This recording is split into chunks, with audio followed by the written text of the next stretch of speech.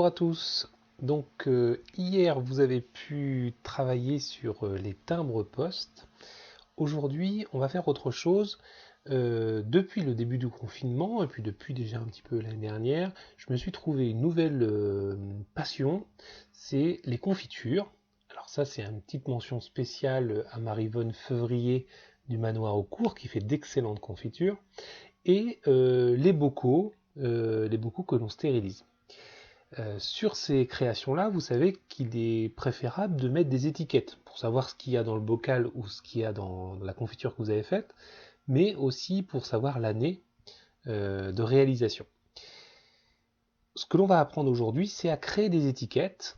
Alors, toujours sur papier que vous allez pouvoir imprimer par la suite et coller sur vos bocaux ou sur vos pots à confiture, mais sachez qu'il existe réellement des étiquettes que l'on peut acheter dans le commerce, dans les papeteries, chez nous, chez Cidetech, etc.,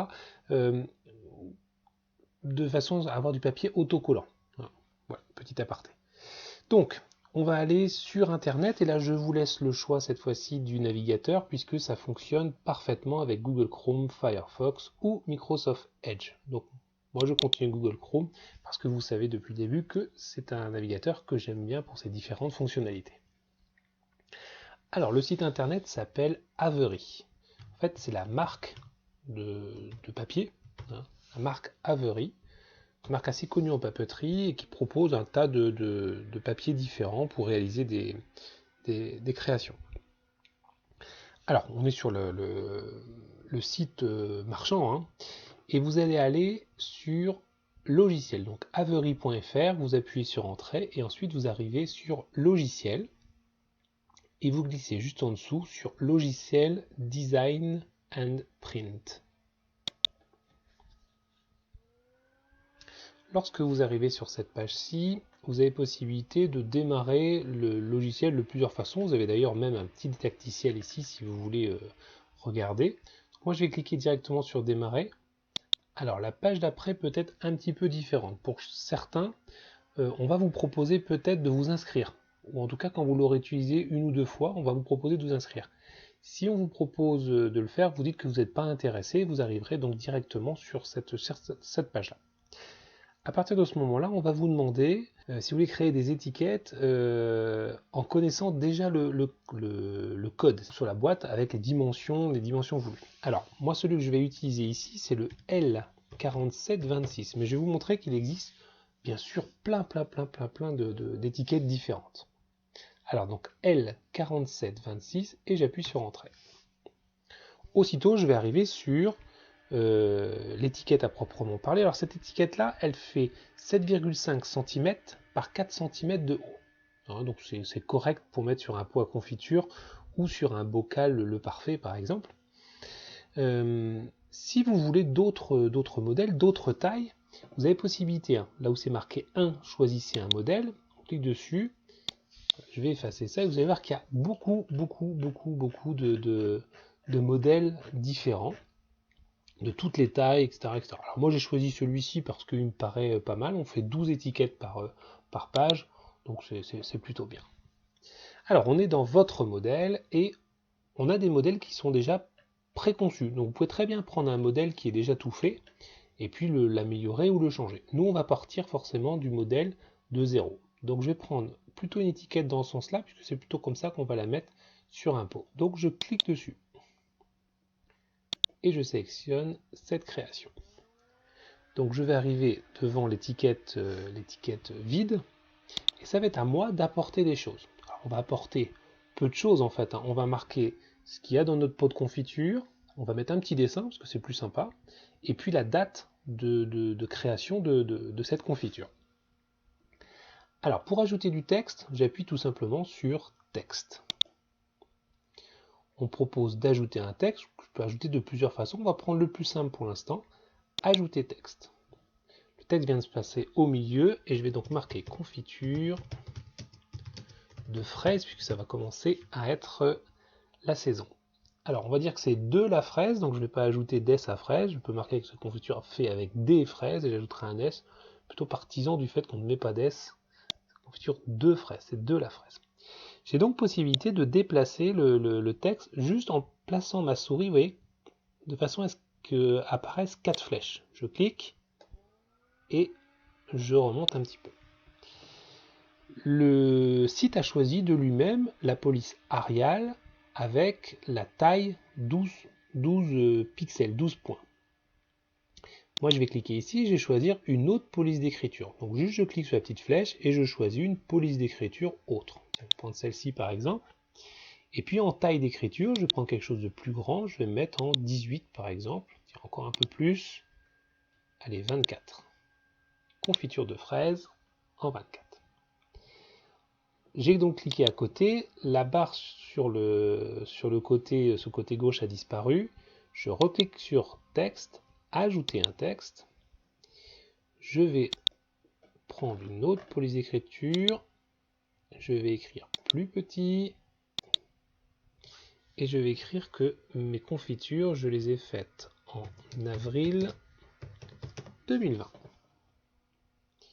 Je clique sur la bordure, j'ai possibilité si je veux de réduire la taille. Alors ça vous verrez ça souvent, on appelle ça des poignées ces petits ronds là. Ils permettent de déplacer le cadre de sélection. Donc ça c'est quand vous voyez quand j'ai les flèches noires. Quand j'ai les flèches blanches avec 4 flèches aux extrémités, je peux déplacer mon texte. Lorsque j'ai une barre qui apparaît, par exemple verticalement, ça veut dire que je suis au milieu de l'étiquette. Si elle apparaît horizontalement, ça veut dire que je suis au milieu de l'étiquette mais en hauteur. Alors je vais me placer ici. Puis cette dernière poignée en fait permet elle de mettre en biais mon écriture. Alors j'ai mis de quelle confiture il s'agissait, j'ai ajouté la date, maintenant je vais ajouter une image. Je vais donc cliquer sur image sur la partie gauche, ajouter une image. Et cette image, j'ai possibilité de la récupérer à plusieurs endroits. Je peux la récupérer sur mon ordinateur si j'ai déjà la photo d'une fraise par exemple, pourquoi pas. Je peux choisir la galerie Avery. Donc la galerie Avery, vous verrez, il y a plein de choses. Je peux aller chercher une photo sur Facebook, mais à ce moment-là, il faudra que je m'identifie. Je peux aller sur Instagram, mais il faut que je m'identifie. Flirk, il faut que je m'identifie. Et Google Photos, il faut que je m'identifie. Si vous avez un téléphone portable qui n'est pas Apple, vous pourriez aller chercher dans Google Photos, vous allez pouvoir peut-être récupérer les photos qui sont sur votre téléphone portable. Alors là, on va prendre Galerie Avery, et puis on va descendre sur nourriture et boissons. Et dans nourriture et boissons, on va choisir les 2 belles fraises qui sont ici. Donc je clique sur sélectionner. Le logiciel va venir m'ajouter les fraises. Bon, c'est parfait, elles sont très bien placées. Si je voulais les déplacer, je fais comme tout à l'heure, je clique dessus et je déplace dans la page.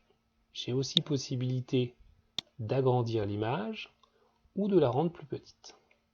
Voilà, moi je vais la mettre à peu près comme ça. Voilà, mon étiquette est claire. Si j'ai ça sur un pot, je suis capable d'identifier quelle confiture c'est et quand est-ce qu'elle a été faite. Maintenant, il va être temps d'imprimer. Donc je vais cliquer tout en bas sur Aperçu et Impression. J'ai possibilité de choisir comment va se remplir ma page. Il est possible que vous n'ayez pas 12 pots de confiture de fait, vous n'ayez pas envie d'imprimer systématiquement 12 étiquettes. Donc on a possibilité de remplir les étiquettes donc de la gauche vers la droite et du haut vers le bas, ou alors du haut vers le bas et passer ensuite à la colonne d'après. C'est un choix. J'ai tendance moi à préférer du haut vers le bas, de la gauche vers la droite, dans le sens de lecture, parce que comme ça je peux faire une série par exemple de fraises, et ensuite je retourne la page et je vais faire une série de rhubarbe, par exemple pour ce qui est à peu près de saison. Pour la zone d'impression, j'ai possibilité de tout imprimer, c'est-à-dire les 12 étiquettes, ou alors je peux dire, je vais choisir de n'en imprimer que 6 par exemple. Donc j'irai de la 1 à la 6. Du coup j'aurai 6 étiquettes. J'ai même possibilité d'aller plus loin, puisque je peux dire, j'imprimerai celle-ci, enfin je n'imprimerai pas celle-ci, j'imprimerai la deuxième, je n'imprimerai pas celle-là, vous voyez, juste en sélectionnant certaines étiquettes qui manqueraient sur une page d'étiquettes que je peux détacher, si j'ai acheté effectivement le papier Avery. Alors là, c'est pas le cas. Moi, je vais imprimer de 1 à 6 parce que j'ai fait 6 pots de confiture de fraises. Ok? Une fois que j'ai fait ça, je descends complètement dans ma page et je vais aller sur imprimer. Alors, nous vous recommandons vivement d'enregistrer votre création avant de continuer, parce que si jamais ça plante, bien évidemment, vous n'aurez plus d'étiquette. Donc, on peut cliquer sur enregistrer et on va lui donner un nom. Par exemple, confiture de fraises. Alors, on va me proposer d'enregistrer sur mon compte Avry, à condition que, bien sûr, j'ai un compte Avry. Ou alors, de télécharger le fichier sur mon ordinateur. Je vais plutôt faire ça. Je vais le télécharger, comme ça, il va se retrouver dans mon dossier téléchargement. Et puis, on va me proposer d'ouvrir le fichier PDF. Donc, oui, je vais ouvrir le fichier PDF. Le fichier s'ouvre et vous voyez bien que j'ai mes 6 étiquettes. Si j'avais voulu, j'aurais pu ajouter quelque chose, ajouter un cadre autour. Ça, je vous laisserai découvrir comment est-ce qu'on peut faire, comment on peut installer un cadre autour de façon à découper ensuite plus facilement. Au moment d'imprimer, c'est très facile. Il suffit de relever un petit peu la souris. Vous avez une petite imprimante qui se trouve en haut à droite. Vous cliquez dessus. Vous choisissez votre imprimante. Vous imprimez tout puisque c'est la page entière que vous allez imprimer, plutôt en couleur bien entendu. Vous en faites 1, 2, 3, 10 copies si vous voulez. Et vous faites ensuite imprimer. Et l'impression va partir.